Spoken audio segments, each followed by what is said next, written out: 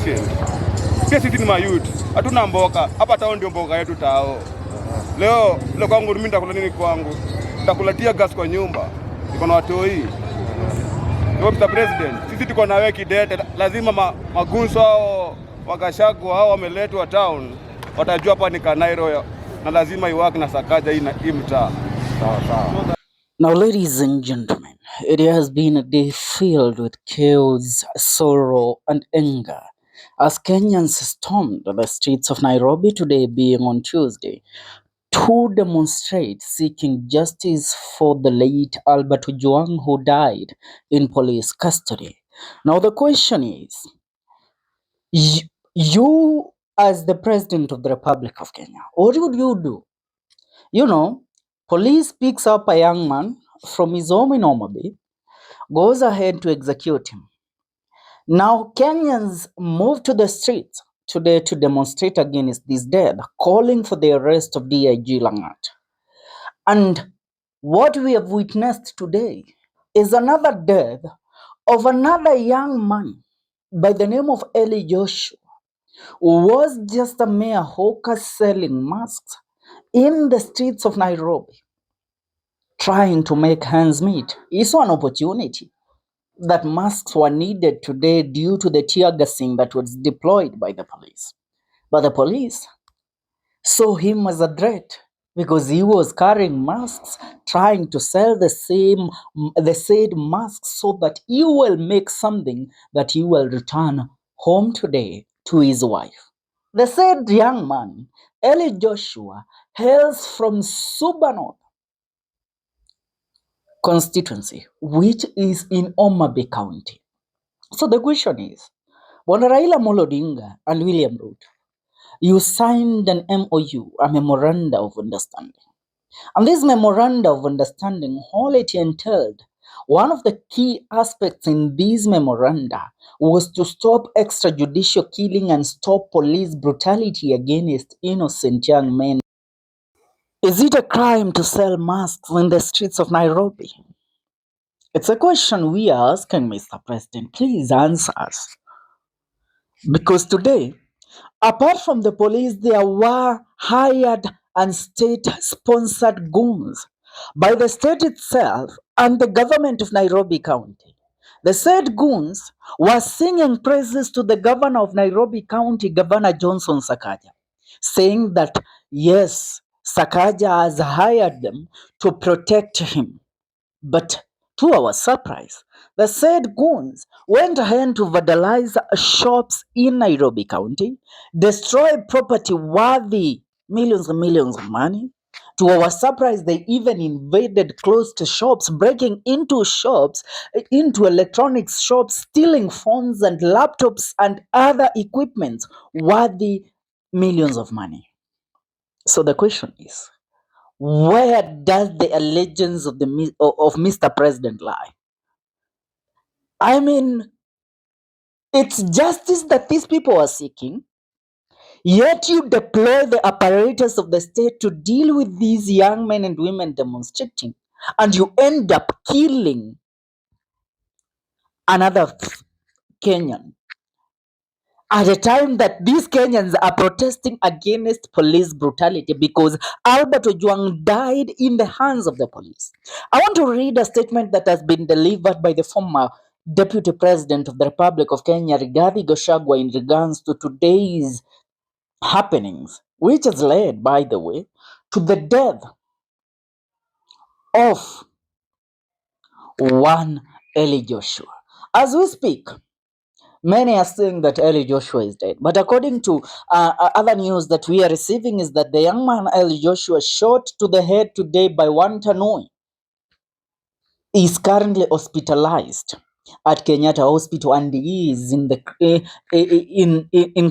critical condition.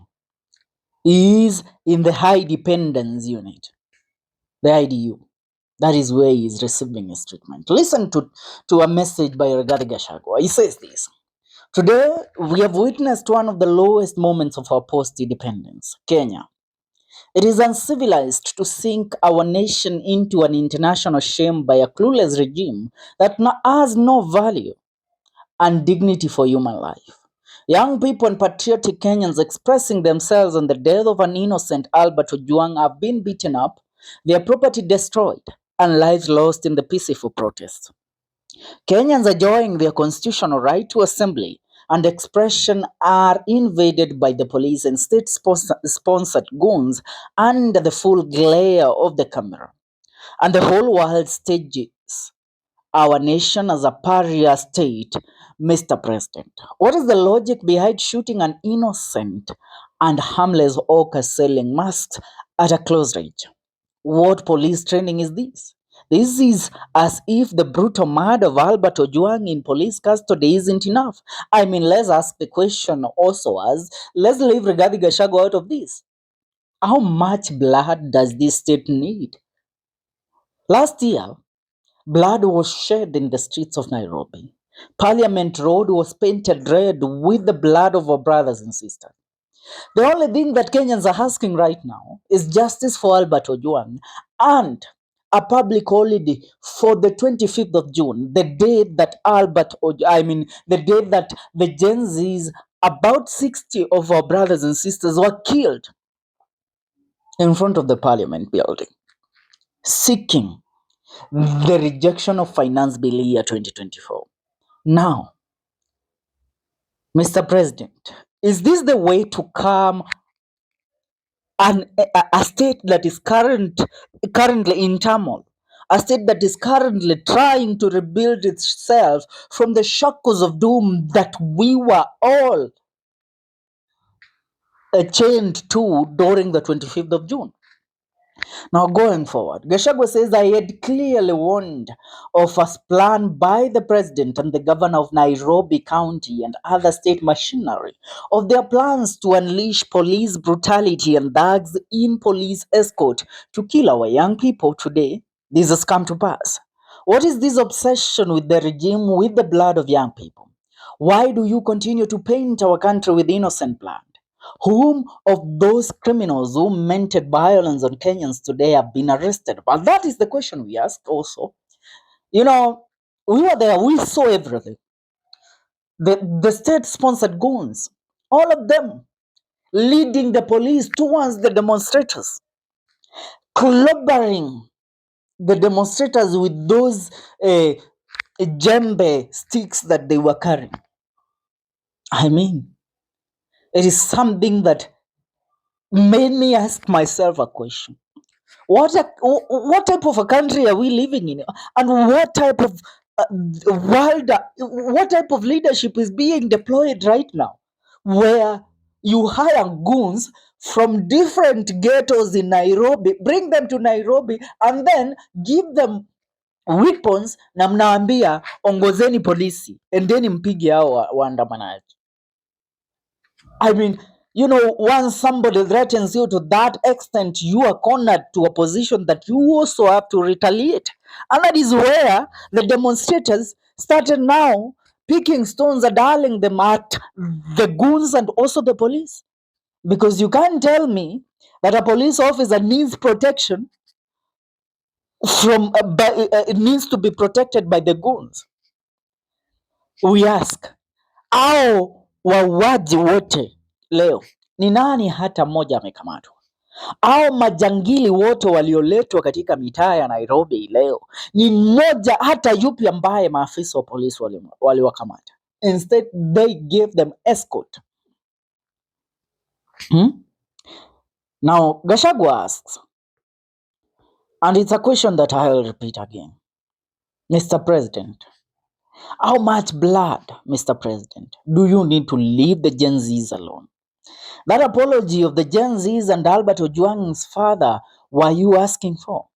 What apology of the Gen Zs and Albert Ojwang's father were you asking for? Stop the brutality and violence. It is doing more harm than good to our country. Listen to the people. I continue to remind you what God told Cain after he killed his brother, Abel. Your brother's blood cries out to me from the soil. And so is the blood of Albert Ojwang. And so is the blood of Rex Masai. And so is the blood of Denzel Omondi. And so is the blood of one Eli Joshua today. What type of a country are we living in? We sing chants and songs of praise to this beautiful land we call ours, called Kenya. I mean, this is the land of my birth. This is the land of my birth. My Kenya, oh Kenya, the land of my birth. Damn, it is the land of my birth. I ain't running away. I ain't leaving my mother's land and my father's land where I was born, where my umbilical cord is buried. I ain't going nowhere, Mr. President. And for sure, justice will prevail for the young men and women that have been killed in this regime. It's high time. Mr. President, you either listen, you either ship in or ship out.